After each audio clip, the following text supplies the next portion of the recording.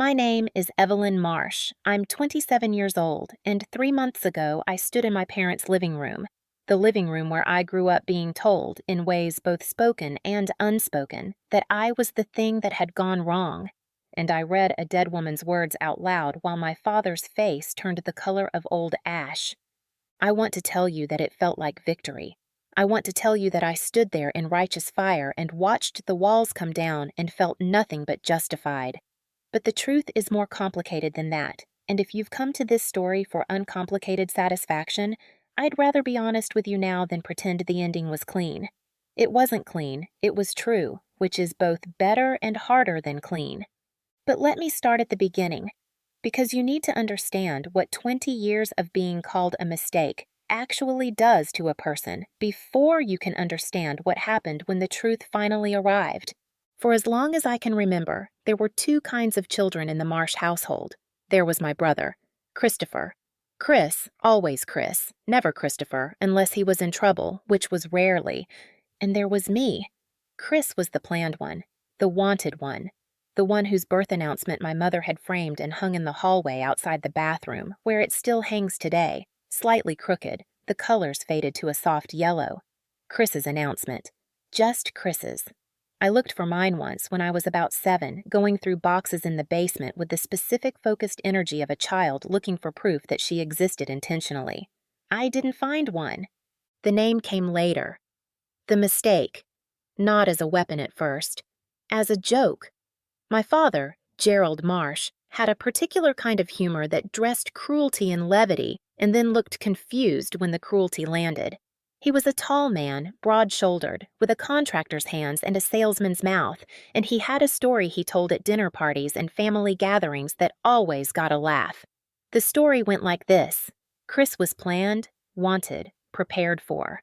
The nursery was painted, the name chosen, the car seat installed a full month early, and then, 5 years later, just when they'd gotten their lives back, his words, always gotten their lives back, there was Evelyn. Surprise. Ha! He told that story at my 8th birthday party. The adults laughed. I ate my cake and watched them laughing and understood, with the complete and devastating clarity that children are capable of, that my presence in the world was the punchline. I want to pause here and say something to anyone watching who has ever been the punchline in their own family's story. I see you, and I need you to stay with me because this story goes somewhere. Please take a moment to like and subscribe if this is already resonating, only if it genuinely is. Drop your location and your local time in the comments. I want to know where you are when you find me. The Marsh family home was a 4-bedroom colonial in Denton, Illinois, a town of about 12,000 people where everyone went to the same church and shopped at the same grocery store and generally knew enough of everyone else's business to form opinions without needing full information. My father ran a small construction company. My mother, Beverly, worked part-time as a dental receptionist and full-time as the curator of our family's public image. She was meticulous about appearances. The lawn was always edged, the Christmas lights always symmetrical, the children always presentable at church. Presentable was her highest compliment. She used it about furniture and people with equal warmth. My grandmother, Ruth Marsh, my father's mother, lived 40 minutes away in a small house in Caldwell that always smelled like coffee and lemon verbena. She was 73 when I was 8, and she was the first adult in my life who looked at me like I was the point of the story rather than a footnote in someone else's. She called me Evie, not Evelyn, not the girl, the way my father sometimes absently referred to me when talking to his friends. Evie. Like I was something specific and chosen. Grandma Ruth came to my 8th birthday party. She was sitting 2 seats down from my father when he told his story, and the adults laughed, and I remember watching her face during the laughter. She did not laugh. She looked at me across the table with an expression I was too young to fully read. Now, at 27, I know exactly what it was. It was the face of a woman making a decision. She pulled me aside after the cake. We sat on the back porch steps, just the two of us, and she took my hand in both of hers. Her hands were always warm, always dry, always certain, and she said, "Don't you believe a word of that story, Evie. You were not a mistake. You were a surprise, and there is a difference, and one day you're going to understand the difference in a way that will matter more than you can imagine right now." I was 8. I didn't understand what she meant, but I held on to it the way you hold on to things when you're a child living in a house where warmth is rationed, tightly, privately, in the part of yourself that other people can't reach. I grew up in the shadow of Christopher's precedence the way a plant grows in the shadow of a larger plant, reaching sideways, finding light where it existed, adapting my growth to the available conditions. Chris was 4 years older and significantly better resourced in every way that mattered. He had my father's attention in the concentrated, intentional way that I had it only in its absence. He had my mother's pride in the specific and performative way. Honor roll certificates on the refrigerator, sports trophies on the mantle, his college acceptance letter photocopied and mailed to relatives I'd never met. I was not without love. I want to be precise about that, because this isn't a story about parents who didn't love their children. My mother loved me in the way she knew how to love things, by maintaining them, presenting them well, ensuring they caused no inconvenience. My father loved me in the abstract, in the way you can love a fact about yourself without ever sitting down with that fact and asking it how it's doing. It was love as category, not love as attention. And for a long time, I told myself that the category was enough. It wasn't enough. But it took me 2 decades and a dead woman's handwriting to fully understand why. Let me give you the numbers first, because numbers are harder to argue with than feelings. And I spent a lot of my life being told that my feelings were an overreaction. When Christopher graduated high school in June of 2009, my parents threw him a graduation party that cost, by my mother's own proud accounting, approximately $2,200. Catered sandwich trays, a sheet cake with his photo on it, string lights in the backyard, 43 guests. My father gave a toast. My mother cried. My aunt filmed the whole thing on a camcorder that she still has somewhere, probably, on a shelf in a house in Michigan.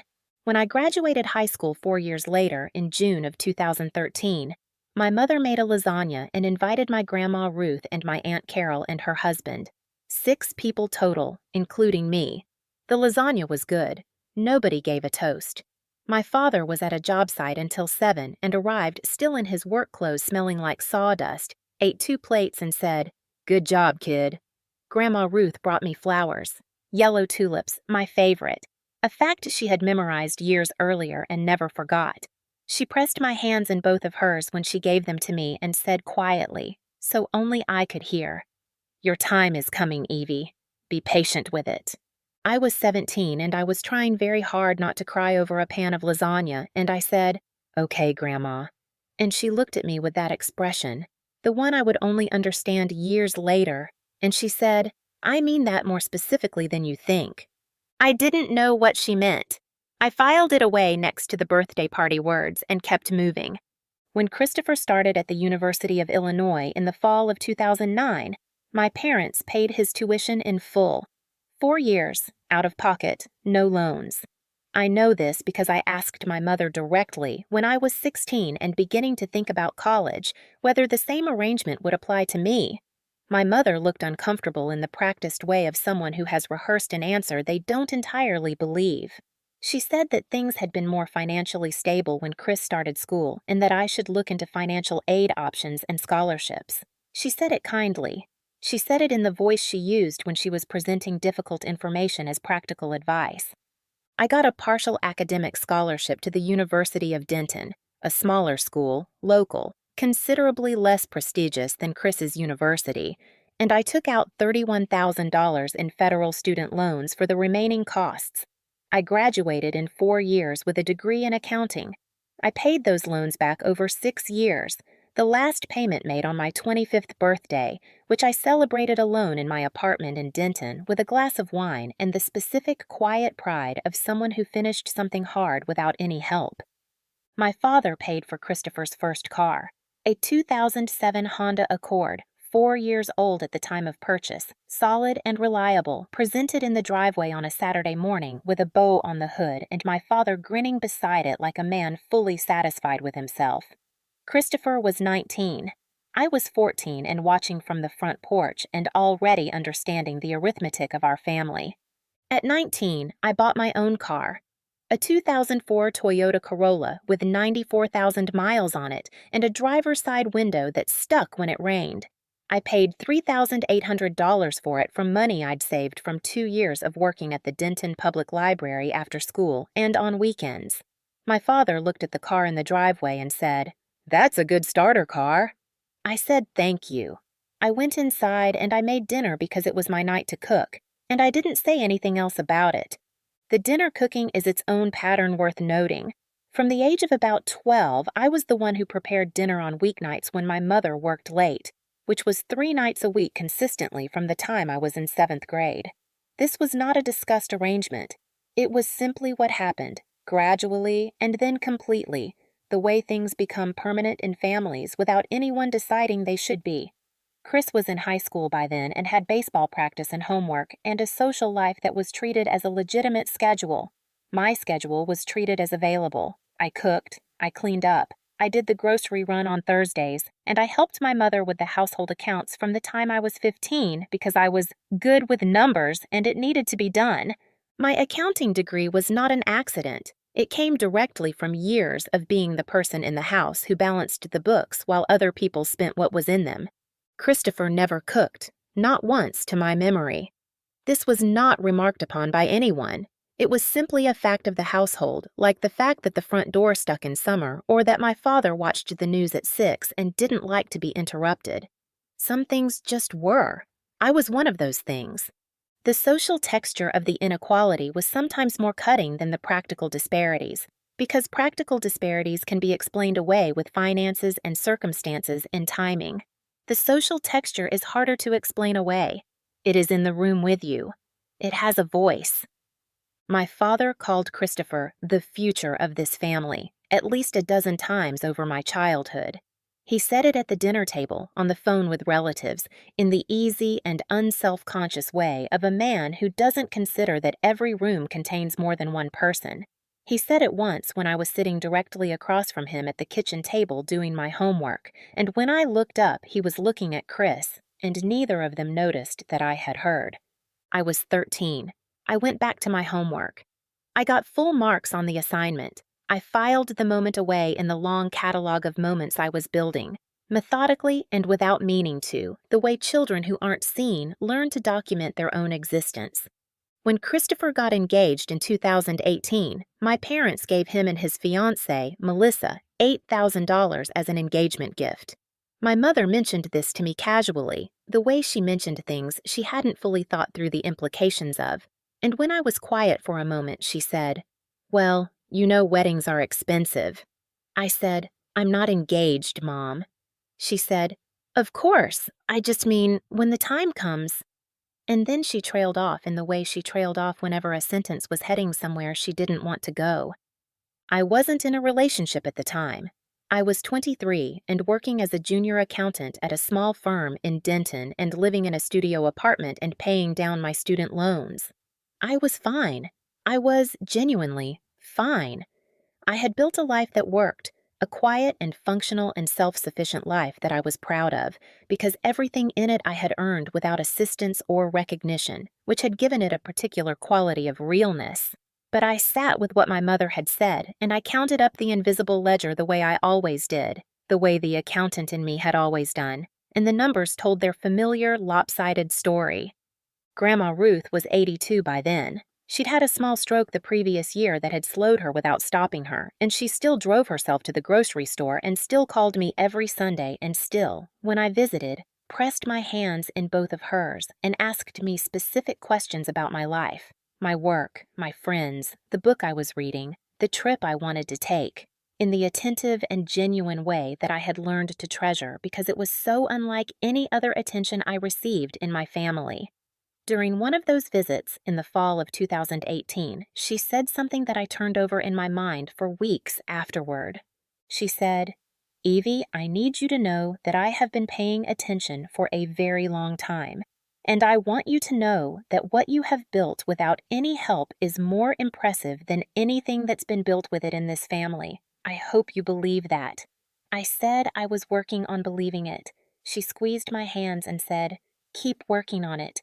And trust me, the full picture is coming." I asked her what she meant.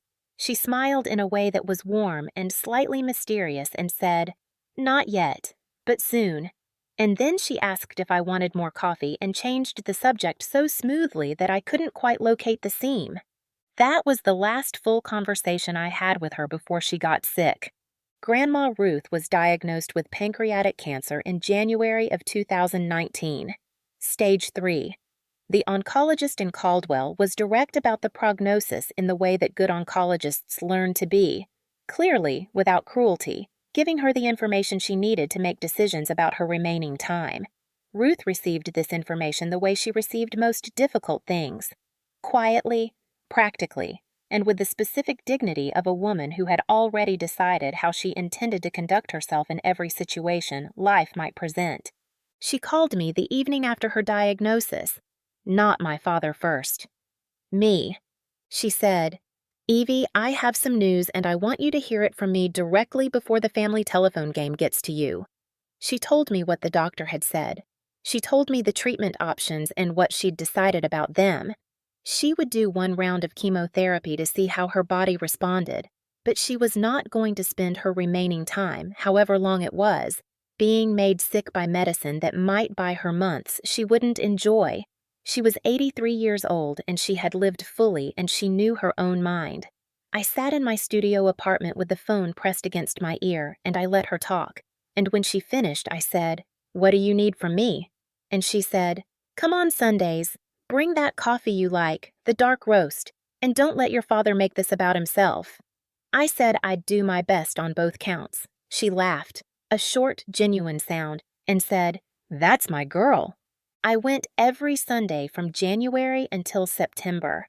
Sometimes I stayed the whole day. I brought the dark roast and she made her lemon cake and we sat in her kitchen with its particular smell of coffee and verbena and we talked.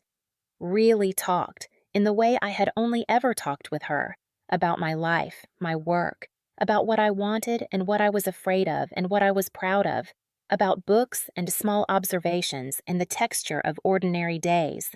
She told me stories about her own life that I'd never heard before, about her marriage to my grandfather Harold, who had died when my father was 12, and about what it had been like to raise a son alone in the 1970s in a small Illinois town, about the choices she'd made and the ones she wished she'd made differently, about what she believed in. She never mentioned the will directly, but 3 or 4 times over those 9 months, she said things that I stored alongside all the other cryptic, weighted things she had said to me over the years. In March, she said, "I have made sure that the things I care about go where they should go, Evie. I want you to know that." In June, she said, "I had a long meeting with my attorney last week. Everything is exactly as I intend it." In August, 3 weeks before she died, she held my hands in the particular way she had always held my hands, and she looked at me for a long moment and said, "You are going to be fine, more than fine. And when it happens, I need you to stand up straight and read it clearly, and don't let anyone take that room from you before you finish." I said, "When what happens, Grandma?" She said, "You'll know. Promise me you'll stand up straight." I promised. She died on September 14th, 2019, on a Saturday morning with my father and my Aunt Carol present, and me 40 minutes away, driving. I got the call from my aunt when I was 12 minutes from Caldwell. I pulled over on the side of Route 47 and I sat with the car running and the cornfields on both sides going gold in the September light, and I let myself understand that she was gone. I sat there for a long time. Then I drove the remaining 12 minutes and I went inside, and I held my father's hand, which he allowed briefly before withdrawing it in the way he withdrew from emotional contact as a general rule, and I sat with my aunt in the kitchen that smelled like coffee and verbena for the last time. The funeral was on September 19th. 61 people attended, which told you something about the reach of a woman who had lived her whole life in a 40-mile radius. My father gave a eulogy that was dignified and general. He spoke about her strength and her cooking and her faith, and Chris spoke briefly about what she had meant to him, and I sat in the second pew in my good black dress and held my grief in my chest like something breakable, and thought about a woman who had called me Evie and meant it. The attorney contacted us the following week. His name was Howard Pellman, and he had been Ruth Marsh's attorney for 22 years. He was 67, precise, with reading glasses he kept on a beaded chain and a manner that suggested he had delivered news of all kinds to all kinds of people and had learned to do it with a minimum of drama. He asked the family to come to his office in Caldwell on October 3, 2019, for the formal reading of the will. My father and mother came, Chris and Melissa came, my Aunt Carol came, and I came, as Ruth's only other direct descendant present in the immediate family, sitting in a row of chairs in Howard Pellman's clean, wood-paneled office on a Thursday afternoon. I want to tell you that I suspected something. I think, if I'm honest, some part of me had been suspecting something for years, every time Ruth said, "not yet," or "the full picture is coming," or "stand up straight when it happens." But suspecting and knowing are entirely different weights, and what I was carrying into that office was suspicion, not certainty, and suspicion is a much lighter load. Howard Pellman distributed copies of the will and began to read. The preliminary sections were standard: the language of legal documents, the identification of the deceased, the date of execution. My father sat with his copy and followed along with the particular expression of a man expecting confirmation of what he already believes is true. He had told me the night before, in a phone call that lasted 4 minutes, that he expected Ruth had left the bulk of her estate to him as her only son, with smaller provisions for Carol and the grandchildren. He said this the way he said most things, as a settled fact awaiting formality. The house in Caldwell was appraised at $214,000. Ruth also had a savings account containing $47,500, a certificate of deposit worth $31,000, and a portfolio of modest investments valued at approximately $89,000 at the time of her death. The total estate, after legal costs and final expenses, was $368,000. Howard Pellman read the distribution clause. To my son, Gerald Harold Marsh, Ruth had left $40,000 and her late husband Harold's watch collection, 6 watches, sentimental in value, modest in monetary worth. To my Aunt Carol, she had left $35,000 and the bedroom furniture from the guest room, which Carol had always admired. To Christopher, she had left $15,000 and a specific set of Harold's woodworking tools that Chris had expressed interest in as a teenager. Howard Pellman paused. He looked over his reading glasses, and then he said, "To my granddaughter, Evelyn Ruth Marsh, I leave the remainder of the estate in its entirety, including the property at 412 Verner Street, Caldwell, Illinois, and all associated accounts and investments, totaling approximately $278,000, with the following condition and instruction." The room went absolutely still. My father's copy of the will made a small sound as his grip tightened on it. Howard Pellman continued. He said that Ruth had attached a personal letter to the legal document, and that in accordance with her explicit instructions, the letter was to be read aloud by Evelyn herself in the presence of the family before any party left the room. He slid a sealed envelope across the desk toward me. It was cream-colored, letter-sized, with my name written on the front in Ruth's handwriting. Her real handwriting, the careful, upright cursive she used for things that mattered. I looked at the envelope. I looked at my father, whose face had passed through red and arrived at something grayer and more dangerous. I looked at Chris, who looked genuinely stunned in a way that suggested he hadn't known, hadn't been in on it, which I noted and filed away for later. I looked at my mother, who was looking at her hands. I looked at my Aunt Carol, who was looking at me with an expression that I couldn't read, but that didn't look like anger. I thought about a back porch in September light.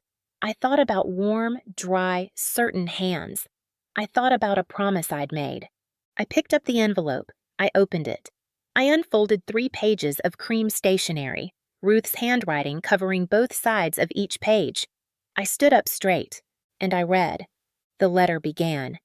To my family, who I have loved in different ways and to different degrees, as is true in every honest family. I am writing this because there are things that have needed to be said for 20 years, and I am a woman who believes that things which need to be said should be said clearly, on the record, with everyone in the room. I kept reading. My voice was steady. I had promised her it would be. Ruth wrote that she had watched, from the moment of my birth, the way my father had received my existence, as an inconvenience, a disruption, a punchline to a story about his own life being interrupted. She wrote that she had intervened privately with my father on 3 separate occasions over the years, asking him directly to examine the disparity in how he treated his children, and that on each occasion he had dismissed her concerns as exaggeration. She wrote specific dates. She wrote specific conversations. She wrote with the precision of a woman who had been keeping her own careful record for 2 decades. She wrote that what she was leaving me was not charity and not compensation. It was, in her words, a correction, a practical acknowledgement that Evelyn built everything she has with her own hands, without the foundation this family should have provided, and that the least I can do is give her the ground she should have been standing on all along. She wrote that she loved her son. She wrote that loving someone and holding them accountable for their choices were not mutually exclusive. She wrote that she hoped Gerald would use the time he had left to be a different kind of father than he had been, and that she was not optimistic but remained willing to be surprised. And then she wrote the last paragraph, which I will remember verbatim until I die. To Evie, you were never a mistake. You were the most intentional thing in my life for the last 19 years. I chose you, actively, every single day. I hope you choose yourself with the same consistency. The house is yours. Come home to it whenever you need to. The coffee is in the cabinet above the stove. I left you the dark roast. I folded the letter. I sat down. The room was still very quiet. And then my father said, "This is not what she intended." Howard Pellman had clearly presided over difficult readings before, because he handled my father's first statement with the measured calm of a man who had a process and intended to follow it regardless of the weather in the room. He said, evenly, that the document was legally executed and witnessed, that it had been prepared over the course of 2 years with full cognitive competency on Ruth's part. He had a neurological assessment on file if anyone wished to review it, and that the provisions were not subject to contestation on the grounds of surprise or disagreement. My father said, "She was manipulated." Howard Pellman said, "By whom, specifically?" My father looked at me. I looked back at him. I was 30 years old, and I was sitting in a lawyer's office holding 3 pages of cream stationery, and I felt, for the first time in my life in my father's presence, completely unafraid. Not angry. That would come later in waves at inconvenient moments. Not triumphant, just clear, like the February light that strips away soft focus and shows you exactly what is in the room. I said, "She was 83 years old and sharper than anyone in this family, and she knew exactly what she was doing. You know that." He said, "You were up there every Sunday for 9 months. You worked on her." I said, "I had coffee with my grandmother while she was dying. I'm not going to apologize for that." My mother put her hand on my father's arm.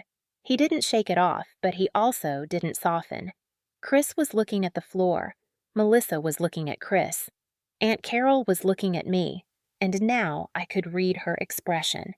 It was relief. I would understand later that Carol had known the broad outlines of Ruth's intentions for at least a year, had been quietly supportive, and had chosen not to interfere in any direction. She would tell me over the phone 2 weeks later that Ruth had told her, "The only intervention I need from you, Carol, is your silence and your presence when it happens." Howard Pellman walked us through the next steps in his precise and undramatic way. Transfer of the property deed would take 4 to 6 weeks. The accounts would be transferred upon completion of the standard probate process. He had the paperwork prepared. He said if there were legal challenges, they were, of course, the right of any party, but he wanted to be clear that the document was airtight. Ruth had specifically anticipated challenges and had taken steps accordingly. He said this last part looking at my father, not unkindly but without ambiguity. My father stood up. He said, "We'll be in touch." He said it to Howard Pellman, not to me. He walked out of the office. My mother followed him, pausing at the door to look back at me with an expression that carried, I thought, the beginning of something, some nascent awareness that she was standing on the wrong side of a room. But it was just the beginning. She followed my father. Chris hung back. He waited until his parents were out of earshot, and then he came and sat in the chair beside me, his father's vacated chair, and he said, "I didn't know." I said, "I know." He said, "I mean, I knew things weren't, I knew it wasn't even. I just didn't." He stopped. He looked at his hands. He said, "I'm sorry, Evie." I looked at my brother, who had received everything without asking for it, and had grown up largely oblivious to what that receipt had cost me, and I understood that his apology was real, and also that it was the beginning of something he'd have to do more work on than a single sentence in a lawyer's office could cover. I said, "I know, we'll talk." He nodded. He stood up and squeezed my shoulder once, briefly, and left. Aunt Carol waited until the room was just the two of us and Howard Pellman, who was tactfully organizing papers at his desk. She put both arms around me and held me for a long moment and said simply, "She loved you so much, Evie." I said, "I know." And then, because it was the truest thing I could say, I knew even when I didn't fully understand it yet. The 4 to 6 weeks it took to process the deed were some of the strangest weeks of my life.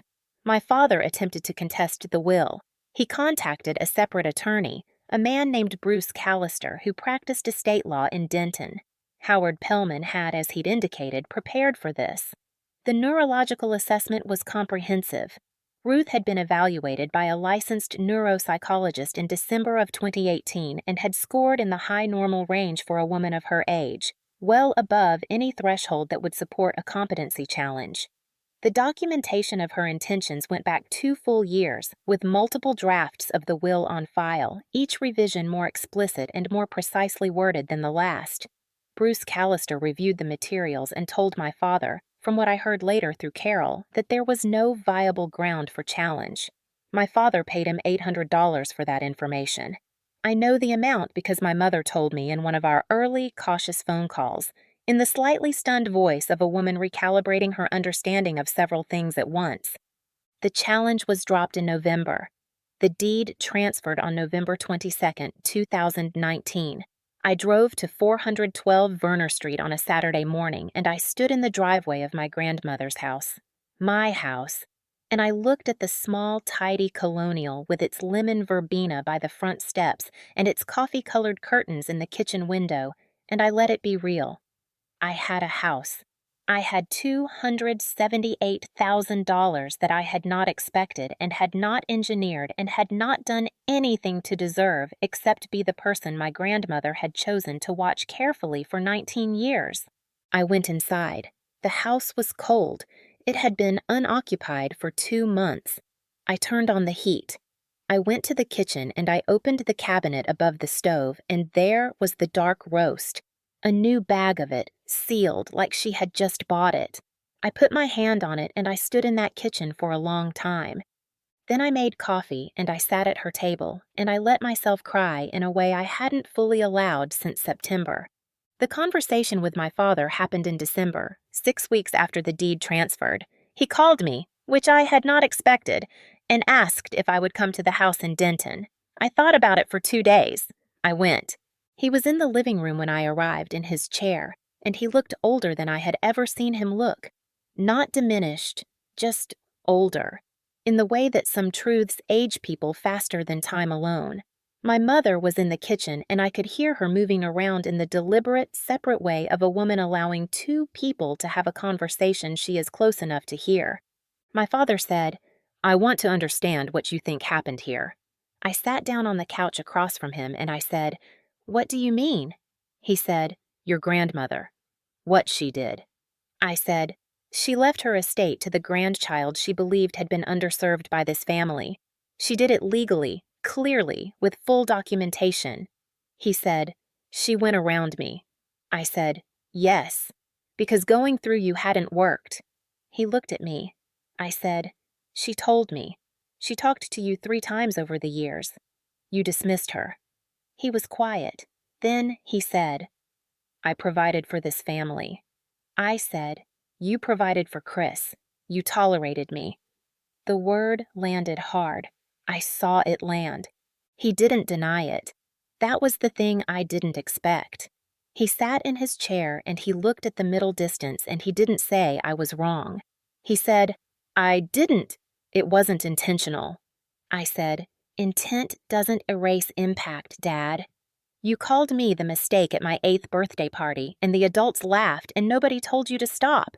That's not an accident." He said, "I didn't mean." I said, "I know you didn't mean to harm me, but you did, consistently and for 20 years. And Grandma saw it, and she couldn't fix you, so she fixed what she could fix. She gave me the ground I should have had." We sat in that living room for a long time after that. It was not a reconciliation. It was not a comfortable conversation. But it was real in a way that nothing between my father and me had ever been real before, because for the first time we were both inside the same truth, instead of him inhabiting one version and me silently enduring another. Before I left, my mother walked me to the door. She held my hand briefly and she said, "I should have said something. Over the years." I said, "Yes, you should have." She nodded. Her eyes were wet. I didn't comfort her because I didn't think that was my job right then, but I also didn't close the door entirely because I had watched enough of my own history by then to know that closing doors completely was my father's way and I didn't want it to become mine. I drove home to Caldwell on a December night with the heater on and the radio low and the dark road unreeling ahead of me toward a house that was mine. And I thought about all the years I had eaten store-bought cake at my own milestones and called it enough. I thought about my grandmother in her kitchen on a summer afternoon, both hands around a coffee cup, watching me with the patient attention of someone who had already decided what she was going to do and was simply waiting for the right time to do it. She had been keeping her own careful record, too. She just kept it in a different kind of ledger. It is October of 2025 now. Nearly 6 years since I stood in Howard Pellman's office and read my grandmother's words aloud to a room full of people who had spent 20 years looking at me without fully seeing me. 6 years is long enough to know whether a change is real or just the initial shock of a new arrangement. I can tell you now, with the confidence of someone who has lived inside the change long enough to know its texture. It is real. The ground beneath me is different. Not because of the money, though the money matters in the practical and liberating way that financial security always matters, but because of what the money represented. Ruth didn't just leave me an inheritance. She left me a correction to the record. She left me documented, witnessed, irrefutable proof that someone in my family had seen me clearly and found me worth choosing. That is not a small thing. I'm not sure there is a dollar amount that fully captures what that proof has been worth to me in the years since. Let me tell you what the practical landscape looks like first, because I've learned that the practical things carry the emotional weight more honestly than the emotional things do when you're trying to describe a changed life to someone who hasn't lived it. I live at 412 Verner Street in Caldwell, Illinois. I moved in officially in January of 2020, 2 months after the deed transferred, and I have been here since. The house required some updating. The kitchen appliances were original to a 2003 renovation. The upstairs bathroom needed replumbing, and the back porch had a soft spot in the decking that I had fixed in the spring of 2020 by a contractor named Walt Erickson, who charged me $1,400 and complimented my grandmother's taste in garden planning. I renovated the kitchen in 2021, modestly but well, with quartz countertops and new appliances, and a deep farmhouse sink that I had wanted for years without knowing I wanted it. I repainted the living room. I kept the lemon verbena by the front steps. I kept the coffee-colored curtains in the kitchen window. Some things you don't change because changing them would be the wrong kind of moving on. I work remotely now. I transitioned to full-time remote work in 2021, staying with the accounting firm I'd joined in Denton, but renegotiating my arrangement to location independent. The firm was amenable. I am good at my job. I have been told this consistently enough to have internalized it without false modesty. And good remote accountants are not a resource most small firms want to lose over geography. I earn $78,000 a year, which is not extraordinary but is solid and mine, and I have no debt. I made the last payment on a small home improvement loan in March of 2025 and sat at Ruth's kitchen table with a cup of dark roast and felt the specific quiet satisfaction of a woman who owes nothing to anyone who didn't freely offer it. The inheritance, $278,000 at the time of transfer, has been managed carefully because I am an accountant and careful management is both my profession and my temperament. I invested $180,000 across a diversified portfolio in early 2020. During a market dip that turned out to be well timed, I kept $60,000 in a high yield savings account as a foundation fund. I used $38,000 for the home renovations. The portfolio is currently valued at approximately $241,000. I am 27 years old, and I have more financial security than anyone in my immediate family expected me to have, which would feel more satisfying if it weren't also slightly heartbreaking in its implications about what they had expected. Let me tell you where everyone is now, because you've come this far and you deserve the full accounting. My father, Gerald Marsh, is 61. He still runs the construction company, though he has scaled back in the last 2 years. Chris has taken on more operational responsibility, which my father presents as succession planning and which is also, I suspect, the natural consequence of a man who is tired in ways that aren't entirely physical. He and I speak approximately once a month. The calls are not warm in the way I once wished they could be, but they are real in a way our relationship had never been before the reading of the will. He asks about the house. He asks about work. Occasionally, he says something that tells me he is thinking, slowly and with considerable resistance, about the things I said to him in his living room in December of 2019. In March of this year, he said, unprompted, while we were talking about a repair I was having done on the porch roof, "Your grandmother was right about you, you know. She always was." He said it quickly, in the way he says things that cost him something, and then he moved on to asking about the repair cost before I could respond. I let him move on. I wrote it down in my journal that night. It wasn't an apology, but it was a man in his 60s saying out loud for the first time that he had been wrong about something. I'll take it. My mother, Beverly, has surprised me. That's the sentence I didn't think I'd be writing. In the 2 years following the will reading, Beverly went through what I can only describe as a quiet but genuine reckoning. She started seeing a therapist in 2021.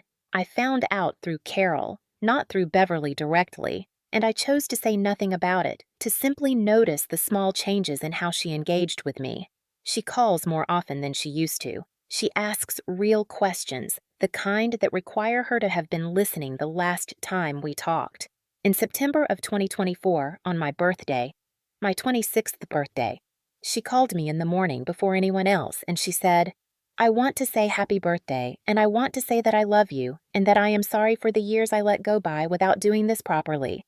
It was a short sentence. It was real. I said thank you and I meant it. We talked for 40 minutes about nothing in particular, and it was the most comfortable conversation I had ever had with my mother. She hasn't become a different person. She is still Beverly, still concerned with appearances, still prone to smoothing over difficult things with cheerful practicality. But there is something underneath the smoothing now that wasn't there before. An awareness. A willingness to occasionally let the difficulty be difficult instead of repackaging it as fine. I think Ruth's letter did something to her that I didn't fully anticipate. I think being in that room, hearing those words read aloud, watching her husband's face do what it did, I think it made something visible to her that she had been able to keep peripheral for 20 years, and I think she has been, slowly and imperfectly, choosing to look at it. Christopher is the most changed, and I say that with genuine warmth because the change in him has been real work, not just a response to circumstances. In the months after the will reading, Chris went through his own version of a reckoning, quieter and more private than what my parents were navigating, but no less significant. He called me in February of 2020 and asked if he could come to Caldwell and see the house. I said yes. He came on a Saturday in early March, just the two of us, and we walked through the rooms and I told him about the Sundays I'd spent there and about the conversations Ruth and I had had, and he listened with a quality of attention I hadn't seen in him before. Afterward, we sat in the kitchen with coffee, and he said, "I want to be honest with you about something. I knew things weren't equal. I told myself it wasn't my place to say anything, and that was a choice I made. It wasn't passive. I knew and I didn't say anything, and I'm not going to pretend that was okay." I looked at my brother, and I saw a man doing the harder thing when the easier thing was available, and I felt something toward him that I hadn't felt in a long time. Uncomplicated affection. I said, "Thank you for saying that." He said, "I'm going to keep saying it until you believe it." I said, "I already believe it." He said, "Then I'm going to keep saying it until I feel like I've earned a little of it back." Chris and I talk every 2 weeks now, real conversations. The kind where we argue about things and recommend books to each other and occasionally say difficult things that need to be said. He came to Caldwell for Christmas last year, just him and Melissa, and we cooked dinner together in Ruth's kitchen, and it was the best Christmas I've had in my adult life. Melissa, for her part, is exactly what she appears to be. Uncomplicated, kind, without the social performance I had always braced for in family settings. She told me over Christmas dinner that she had always thought I was the interesting one and had never understood why family events made me so quiet. I laughed. I said it was a long story. She said she had time, so I told her some of it, and she listened with the specific, engaged attention of someone hearing a history they want to understand. And by the end of the evening, she knew more about my family than most people who'd been in it for a decade. I want to talk about what Ruth's letter did to the room beyond the immediate fallout, because I think about this a lot. When I read those 3 pages of cream stationery in Howard Pellman's office, I was doing something that went beyond reading aloud. I was making the invisible visible. I was turning a private record into a public one. I was standing in a room with my family and saying, "This is what happened. This is what one person saw, clearly and consistently, for 20 years. This is the documented truth, witnessed and legal and irrefutable. You cannot argue with it or dismiss it or repackage it as an overreaction or a personality clash or just how things are. That act, the standing up, the reading clearly, the not letting anyone take the room before I finished, was not mine alone. It was Ruth's. She designed it. She wrote those words knowing exactly the room they would be read in and exactly the people who would hear them.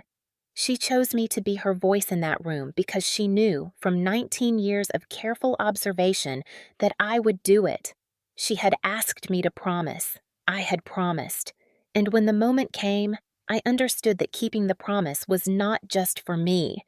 It was for every quiet Sunday, every yellow tulip, every warm and certain hand. It was the last thing she needed from me, and I gave it to her fully. I think about her every day. I have her photograph on the kitchen windowsill, next to the lemon verbena I've kept growing in a pot by the sink. In the photograph, she is 65 or so, sitting on this very porch, squinting a little in the afternoon light, smiling at whoever is holding the camera with the expression of a woman entirely at ease in her own life. I look at it when I'm making coffee in the mornings. I look at it when things are hard and when things are good, because I find her equally useful in both conditions. I want to speak now directly to anyone who has been reading this and recognizing their own story in it, because I know you're there. I know because of the particular way this kind of pain resonates. The punchline birthday, the lasagna graduation, the car with the sticky window, the moments of being in the room but not quite being accounted for. If any of that landed close, I want to say this. You do not have to wait for a will reading to claim your own worth. That's the lesson I wish I had learned earlier, before I spent 20 years adjusting my expectations downward to match the treatment I received. Ruth corrected the record posthumously because she couldn't fully correct it while she was alive. But you and I are alive right now, and the record is correctable now while we're standing in it. Your worth is not contingent on whether your family has recognized it. Your competence is not diminished by the fact that it was built without a net. Your accomplishments are not less real because nobody put them on the refrigerator. You built what you built. It stands. And if there is a Ruth in your life, a person who sees you clearly, who presses your hands and says your time is coming, let them. Tell them you're listening. And when they ask you to promise to stand up straight, promise. Then do it. Have you ever been the forgotten child? The one whose milestones went uncelebrated, whose car had a sticky window, whose graduation cake came from a store? Drop your story in the comments. I read every single one. There are more videos in the description. People who found their way back to themselves through truth and time and the patience of people who loved them anyway. I'll see you in the next one. Your table is waiting.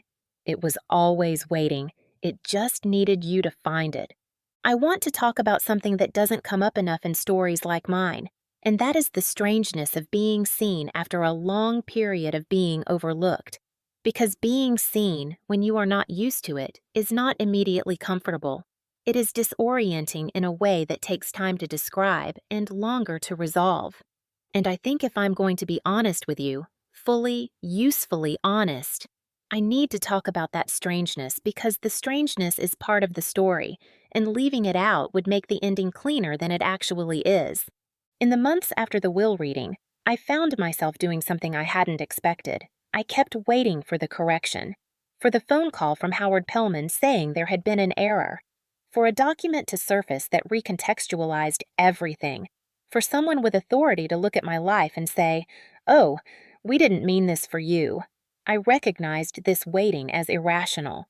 I recognized it as the psychological residue of 20 years of being told, directly and indirectly, that good things were not the natural outcome of being me. But recognizing something as irrational doesn't make it stop. It just makes you slightly less controlled by it while you wait for it to pass. It passed. Slowly, then more quickly, the way most internal shifts happen. What replaced it was something I want to try to name precisely, because I think the precision matters. What replaced the waiting for correction was a gradual, accumulating sense of settled entitlement. Not arrogance, not superiority, but the quiet conviction that I belonged in my own life, that the ground I was standing on was mine, that the house was mine, that the coffee in the cabinet above the stove was mine because someone who loved me specifically and intentionally had put it there for me, and I did not need to justify my presence in the kitchen to anyone. That feeling, ordinary, undramatic, the kind of thing most people probably experience without noticing it because they've always had it, was one of the most significant things I have ever felt. I would not have known how to value it if I hadn't spent 20 years without it. I want to tell you about a specific Tuesday in June of 2021 that I think about sometimes as a marker. I was sitting at Ruth's kitchen table, my kitchen table, in the early evening with the windows open and the summer air coming in, and Fletcher, who I didn't have yet but imagine sometimes in this memory for reasons I can't entirely explain. I was reviewing the investment portfolio, running the quarterly numbers the way I always did, and I stopped mid-calculation and looked up at the room around me. The ivory walls, the farmhouse sink, the photograph on the windowsill, the lemon verbena, and I thought, I live here. This is where I live, not where I ended up, not where I landed by surprise, not where I'm staying until something better or more appropriate comes along. This is my home. I chose it, and it was chosen for me, and those two things are not in conflict. I sat with that thought for a long time. Then I finished the calculations and made dinner and went to bed at a reasonable hour. And in the morning, I got up and made dark roast coffee and sat at my table in the morning light, and the feeling was still there, unchanged, as if it had always been there and was simply now visible. I want to address something directly because I have been asked about it, in comments, in conversations, in the careful way my mother sometimes circles toward topics she wants to discuss but hasn't found the direct path to yet. People want to know whether I think Ruth was right to do what she did the way she did it, whether the public reading was necessary, whether the confrontation in the lawyer's office served a purpose, or whether it was simply pain delivered efficiently to people who were already going to be hurt. I have thought about this carefully, and my answer is yes. Not because I think public confrontation is inherently better than private resolution. I don't believe that as a general principle. But because in this specific family, with these specific people, private resolution had been tried. Ruth had tried it 3 times. She had spoken to my father privately, directly, over the course of years, and he had dismissed her. The private path had been exhausted. What Ruth understood, with the clarity of a woman who had known my father for 61 years, was that the only truth he would be unable to argue with was a legal one. The only truth he could not reframe as exaggeration or overreaction was one delivered by an attorney in a formal document with witnesses present and a neurological assessment on file. She didn't choose the public reading for drama. She chose it for impact. She chose the instrument that would actually work. And it worked. Not completely, not immediately, not without years of slow and grinding aftermath. But it worked. My father said something true to me in March of this year that he had never said in 31 years of my life. My mother calls me on my birthday. My brother comes to Caldwell for Christmas. These things did not happen before October of 2019. They happen now. The reading made them possible by making it impossible to continue as before. I'm aware that not every story has a Ruth. I'm aware that not every overlooked child has a grandparent who spent 20 years quietly building a correction into a legal document. Some of you reading this are in families where the protector figure doesn't exist, where there is no envelope coming, where the reckoning will have to be self-generated rather than arrived at through someone else's careful plan. I want to speak to you too. The absence of a Ruth does not mean you are without recourse. It means your recourse looks different. It looks like the conversation you decide to have, the boundary you decide to enforce, the family dinner you decide not to attend until the conditions of your presence are respectful ones. It looks like the therapist who helps you name what happened to you in language that doesn't minimize it. It looks like the friend who says, "That is not okay," and means it. It looks like the moment you stop adjusting your expectations downward and start asking whether the people in your life are meeting the standard you deserve. You do not need a will reading.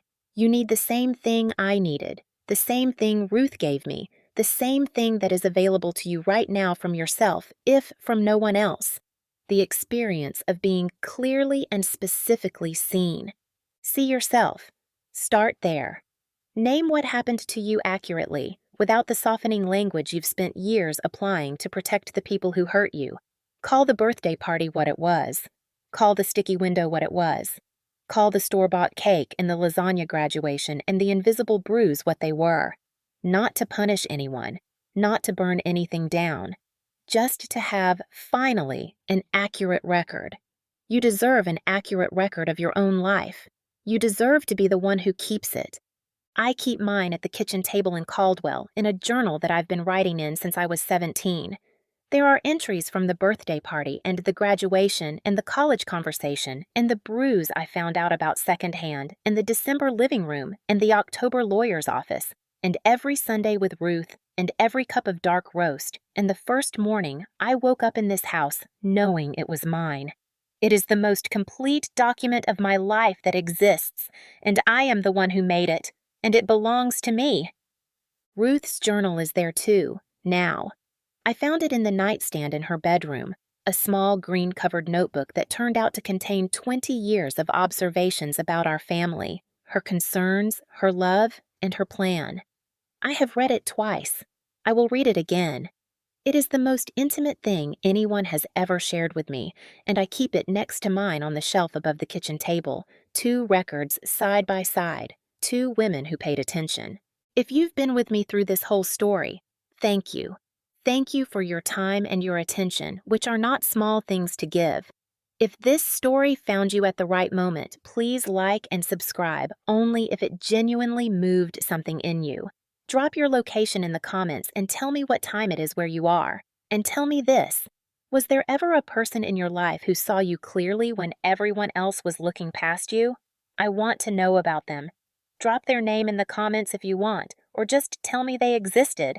Sometimes the most important thing is just saying out loud that someone chose you, so the record reflects it. There are more stories in the description.